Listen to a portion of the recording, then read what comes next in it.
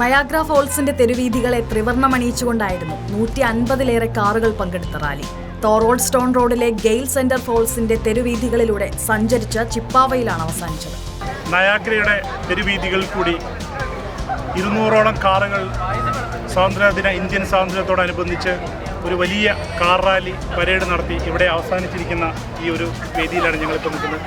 വളരെ അഭിമാനത്തോടു കൂടിയും പ്രൗഢിയോടുകൂടിയാണ് ഞങ്ങൾ നിൽക്കുന്നത്. കാരണം ഇന്ത്യക്കാരുടെ അഭിമാനം വാനോളം ഉയർത്തിക്കൊണ്ട് നയാഗ്രയിൽ ഇന്ത്യൻ പതാക പാറിച്ചുകൊണ്ട് ഒരു സ്വാതന്ത്ര്യദിന പരേഡ് നടത്തി. ഇത് ഞങ്ങളുടെ 3ാമത്തെ വർഷമാണ് ഞങ്ങൾ തുടർച്ചയായി നടത്തുന്നത്. ത്രിവർണ്ണ നിറത്തിലുള്ള ബലൂണുകളും അലങ്കാരപ്പണികളും പതാകകളും ഏന്തിയ കാറുകൾ വരിവരിയായി നയാഗ്ര ഫോൾസിന്റെ തെരുവീഥികളിലൂടെ നീങ്ങിയപ്പോൾ കണ്ടുനിന്ന ഇന്ത്യൻ വംശജരും ആഹ്ലാദാരവങ്ങൾ മുഴക്കുന്നുണ്ടായിരുന്നു.